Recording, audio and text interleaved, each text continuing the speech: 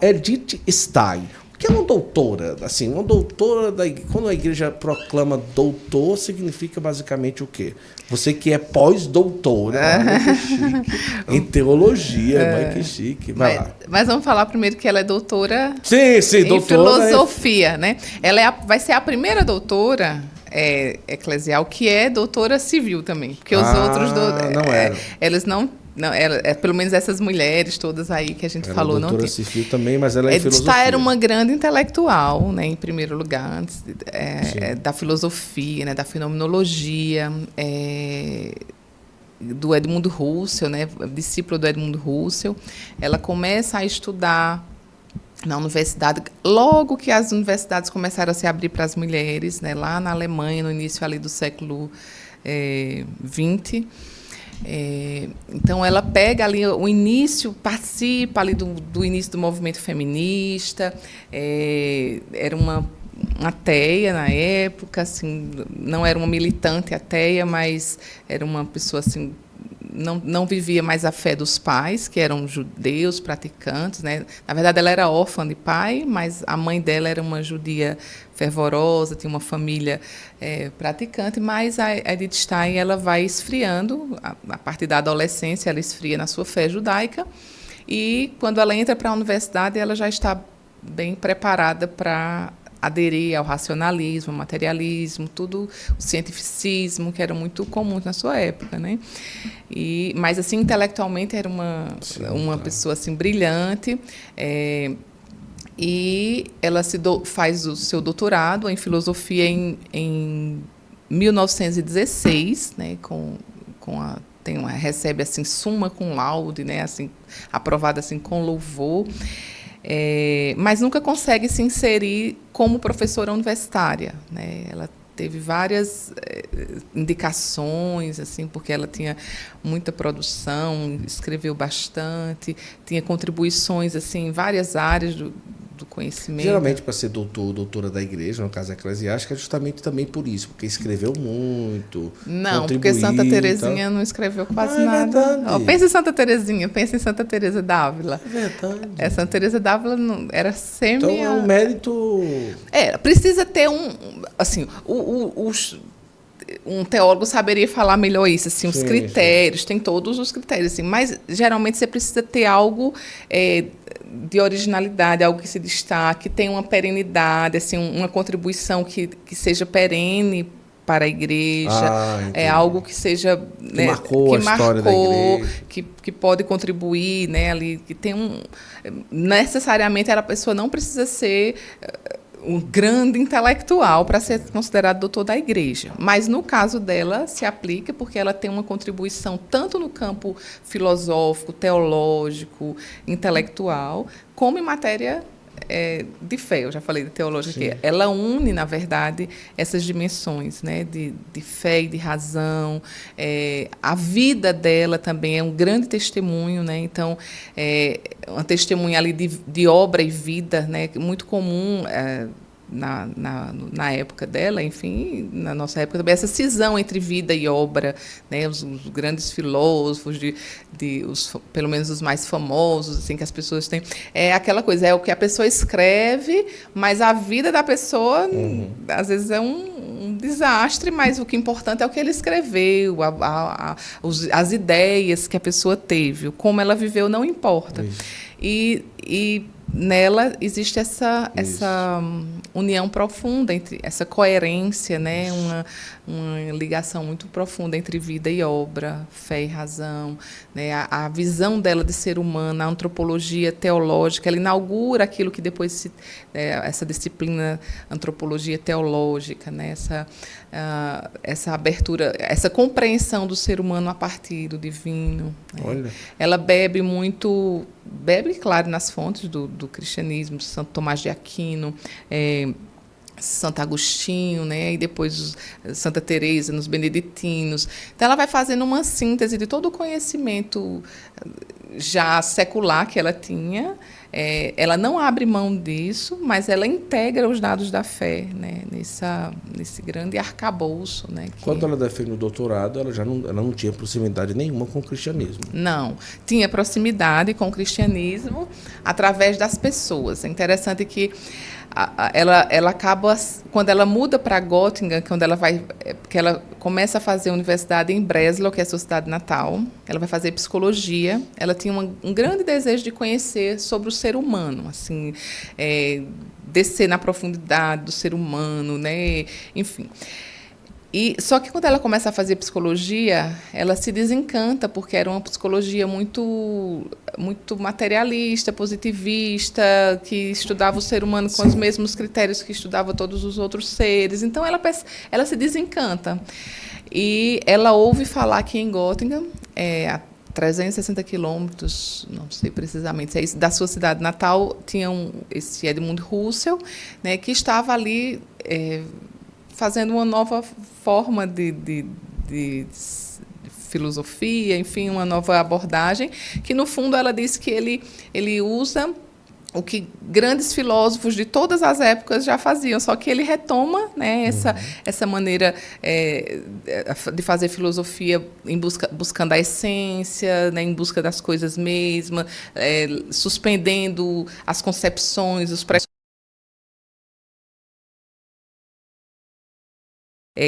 colher a essência. Então, ela diz assim, os grandes filósofos de todas as épocas faziam isso, só que ele sistematizou um método, né, o método fenomenológico, que ela conhece e ela se encanta e ela muda para lá. E aí o Edmund Husserl, ele era cristão. Foi o primeiro contato dela com o cristianismo. Ela só vivia entre judeus. Ele era protestante, mas nesse círculo fenomenológico estava o Mark Scheller, Conrad Marcius,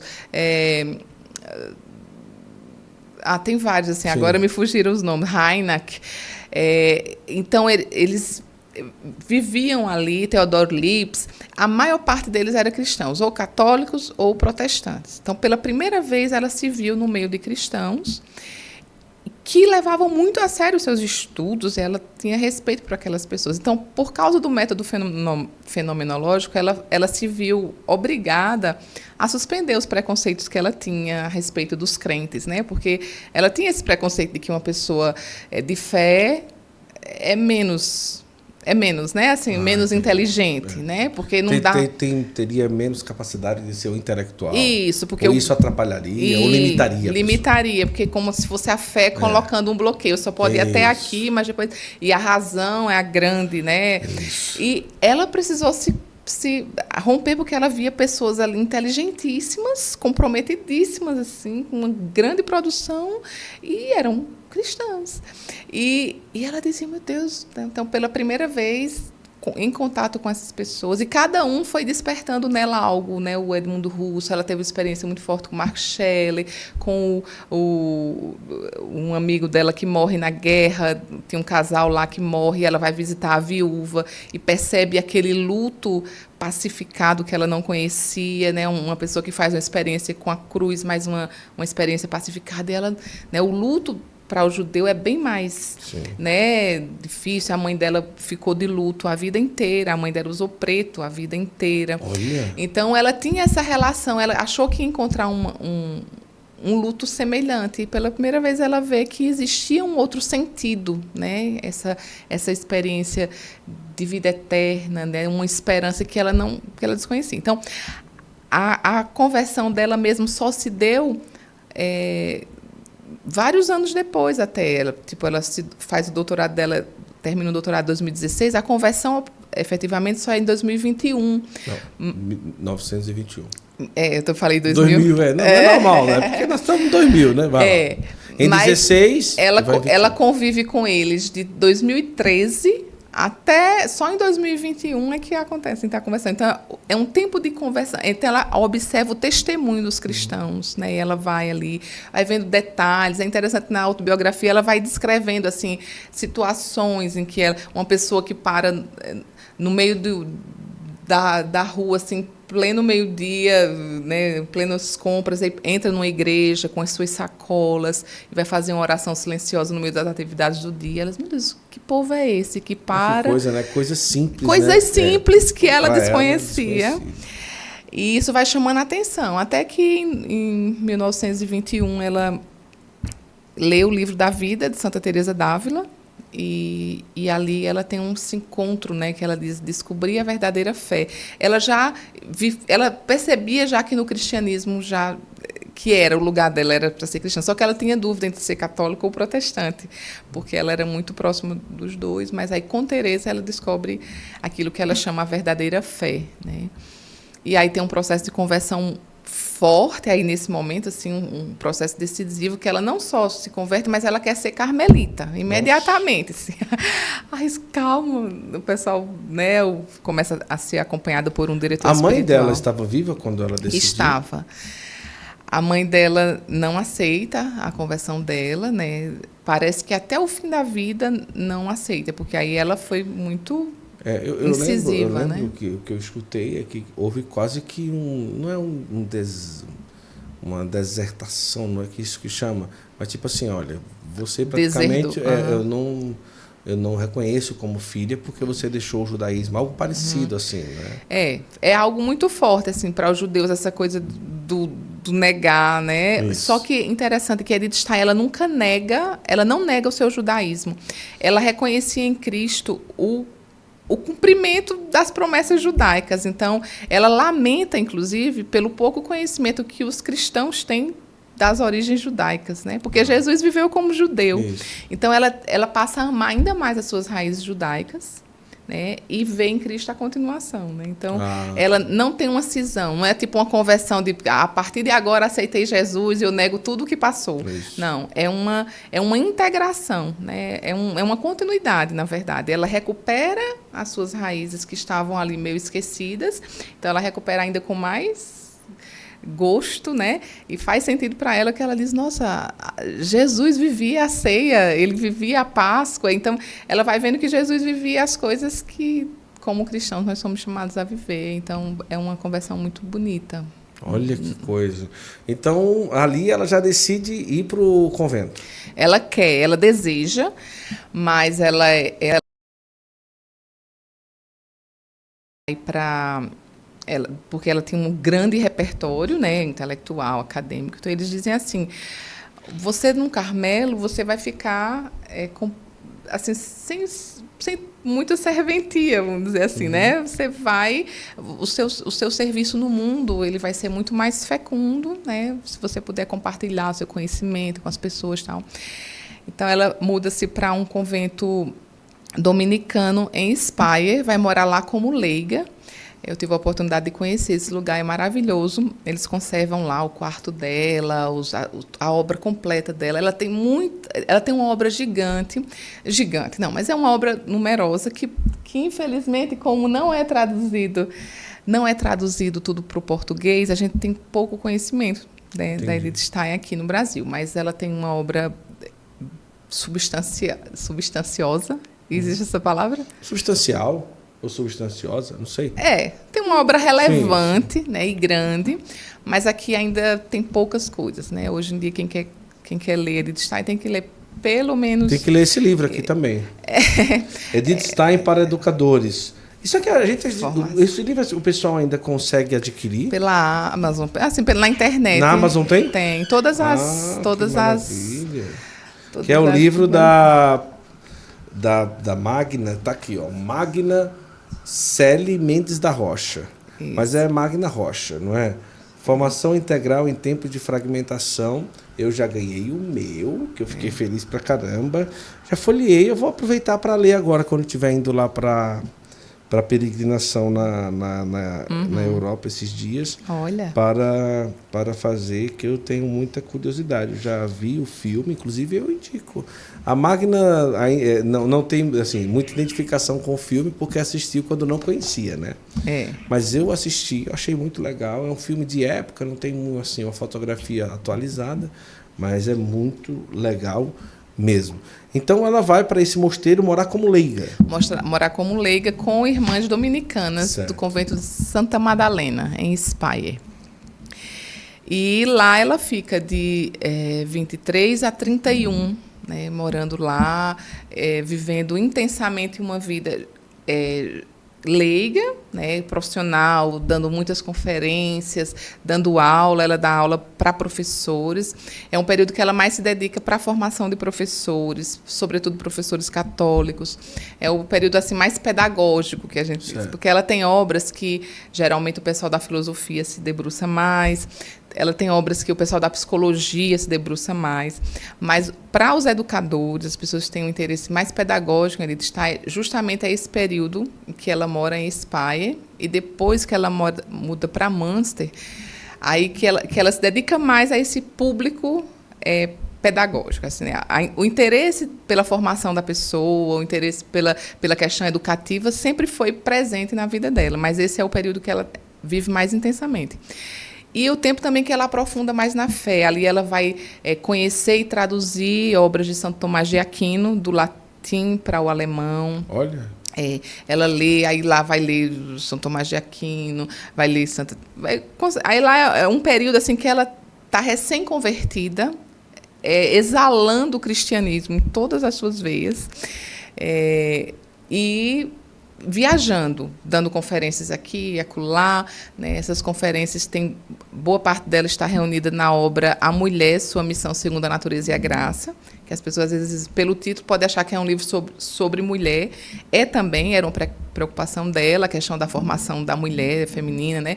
Porque as mulheres estavam indo para o mundo estava se abrindo, o mundo do trabalho, o mundo da universidade. Só que ela tinha a preocupação de, como ela já conhecia muito bem o movimento feminista, ela percebia que aquelas bases, aquelas fontes não promoviam um feminismo, uma feminilidade sadia, né? Pelo menos o que ela conhecia. Sim. E ela queria dar bases cristãs para o desenvolvimento das mulheres. Ela entendia que o cristianismo já tinha as bases. As mulheres cristãs não precisavam buscar outros fundamentos. Então, ela estava querendo devolver para aquelas mulheres ali, não devolver, né? Mas assim, dizer, olha, nós já temos, vamos só reconhecer aqui. Então, ela aliava o conhecimento da psicologia com a doutrina e ia ali formando também as mulheres para que elas, mesmo que elas fossem trabalhar fora, mesmo que elas fossem estudar, que elas não perdessem aquilo que as caracterizava como mulheres. Não para ser sósia do homem, não para ser inimiga do homem, não para ter ódio do homem, mas para ser realmente né? Ali a companheira, ser viver realmente essa reciprocidade, né? E cada um com o seu papel específico. Olha que coisa sensacional. Então, depois disso daí, é que realmente ela decide ir para o convento para ser carmelita. Aí ela vive, depois que ela ainda dá um curso muito importante chamado A Estrutura da Pessoa Humana, já em outra cidade chamada Münster. Aí, em 1933, Hitler assume o poder. Aí, já haviam passado 12 anos da conversão dela, ela já tinha tido uma vida muito ativa, mas ela percebe, né, que tanto os centros católicos começariam a ser perseguidos, como para ela, que além de católica, tinha origem judaica, os dias estavam encerrados de atividade pública, né? E aí ela percebe, lendo os sinais do tempo, assim, que havia chegado, né, para ela, sugeriram para ela para transferi-la para a América do Sul, né, tudo, para ela poder vir. Ninguém sabe exatamente para que país ela estava vindo, assim, para que local ela estava vindo, mas conseguiram para ela uma transferência para a América do Sul. Aí ela pensou, se a minha mãe... antes, o que impedia ela de entrar, uma das coisas era a mãe, né? Aí, não era a mãe que impedia, mas a consideração que ela tinha Sim. pela mãe, né, que entrar para o Carmelo seria um golpe muito duro, né, além da conversão. Ela disse, agora, se eu for para a América do Sul, vai ser um golpe muito maior, então é melhor tentar entrar para o Carmelo. E aí ela faz o pedido, né, e é aceita. Aí, em 1963, ela entra para o Carmelo de Colônia, né, e recebe o nome de Teresa Benedita da Cruz. E aí ela começa essa sua trajetória como carmelita, que vai de 33 a 42. Ela recebe autorização para continuar produzindo também. Ela escreve obras de peso dentro do Carmelo, olha que coisa maravilhosa, né, que não é uma coisa comum, mas as pessoas reconhecem que ela tinha um grande talento intelectual mesmo e não queriam desperdiçar. Então, ela fazia todas as orações, os trabalhos normais, tal, e no momento que era para ser o de descanso, ela ia escrever, estudar. Então, ela continuou ainda vivamente como carmelita uma vida intelectual. Ela vive até o final da vida como carmelita. Vive até 42, né? Tem uma morte abreviada porque ela vai para Auschwitz, ela é perseguida, né, pelo nazismo. E ela escreve uma carta para o Papa. Voltando um pouquinho na história. Em 33, ela percebe tudo que estava se formando, né? A mentalidade nazista, que ninguém vira nazista da noite para o dia, né? Não se constrói campo de concentração e mata todo mundo, assim, do dia para a noite. Aquilo ali foi sendo construído, né, pela propaganda, a ideologia nazista que ia sendo... Né? E ela foi vendo aquilo ali. Então, ela, em 33, ela escreve uma carta para o Papa, cobrando do Papa atitude. Diz que se a Igreja de Cristo não se posicionar, não votar, isso aqui vai se voltar contra a própria Igreja. É uma carta muito lúcida. Inclusive, aí no livro tem a carta na íntegra, vale a pena a leitura. A gente vê a clareza que ela já tinha no início, assim, né? E, naquele momento, ela não se sente ouvida. Assim, é como se o Papa não tivesse agido como ela queria, porque ela esperava do Papa uma atitude mais enérgica, assim, já escrevia um documento, já condenando tudo. Naquele momento, a postura da Igreja foi uma postura mais de bastidores, né? Você sabe, depois, agora está tendo atualizações históricas, né? E as pessoas vão percebendo assim que houve uma grande participação da Igreja de outras formas, que era acolhendo os judeus nos mosteiros, até mesmo dando atestados de batismo, porque até aí quem era batizado era poupado. Os judeus convertidos à Igreja Católica não eram poupados. Então, mas ela escreve essa carta, o Papa manda uma bênção para ela e para a família, e ela acha que ele não fez nada, né? Mas aí ela vai para a Holanda, aí chega lá, os bispos da Holanda, em 42, quando a Segunda Guerra já tinha explodido e também estava tudo muito sério, os bispos da Holanda escrevem uma carta que é lida em todas as paróquias da Holanda, denunciando, né, o nazismo e se batendo de frente, que era isso que ela desejava em 33, que o Papa fizesse. E aí, como represália, todos os cristãos, todos os judeus convertidos ao cristianismo, ao catolicismo, passam a ser alvo, como represália, né, alvo deles também. E aí, centenas de religiosos são retirados naquele dia, em agosto de 1942. Aí Edith Stein e a irmã dela vão junto para Auschwitz, né? Mas são centenas, assim, onde tinha casas religiosas, tudo da Holanda, eles começam a retirar de dentro das casas e levam. E ela morre na câmara de gás em 9 de agosto de 1942. Olha só. É uma história, viu? Agora, eu fico imaginando, rapaz, a espiritualidade e o momento vivido por ela lá no campo de concentração, né? Ela demorou a ser assassinada ou já chegou? Ela foi rápida, assim, porque tem toda uma viagem, né? Mas tem relatos de lugares por onde ela passou, né? Que dizia assim que tinha um clima de histeria muito grande, porque as pessoas estavam indo e as crianças assim, perdidas, as mães, muitas mães ficavam assim num estado de quase loucura, assim, de histerismo e tal, e as crianças... Então, dizia assim que tem relatos que dizem assim que ela estava ali como um anjo de luz ali cuidando de uns, penteando o cabelo de uma criança, dando atenção a algum. Ela vai serena. Porque, na verdade, ela já tinha entregado a vida dela a Deus. Tanto que ela foi colocada como mártir, né? Ela foi santificada como mártir, não foi o processo normal de um milagre, depois outro milagre. Ela foi como mártir porque ela deixou por escrito o desejo de se ofertar mesmo, né? De aceitar com alegria a morte que Deus tinha reservado para ela e se entregava pelo seu povo, né? Povo judeu. Ela morre também como judia, assim, vamos pelo nosso povo. Na hora, quando chega lá os soldados para prendê-la, né, para levá-la junto com... Ela diz para a irmã, vamos pelo nosso povo. Então, existe realmente esse desejo de se unir, né, de se ofertar. Ela sabia que ela estava indo para a morte. Assim. No caso, ela e a irmã. Ela e a irmã. Então, ela sabia que estava indo e vai assim, com uma... sofrendo, claro, né? Não era assim, uma coisa que você vai feliz da vida, no sentido, mas assim, ia sabendo que estava abraçando também a sua cruz.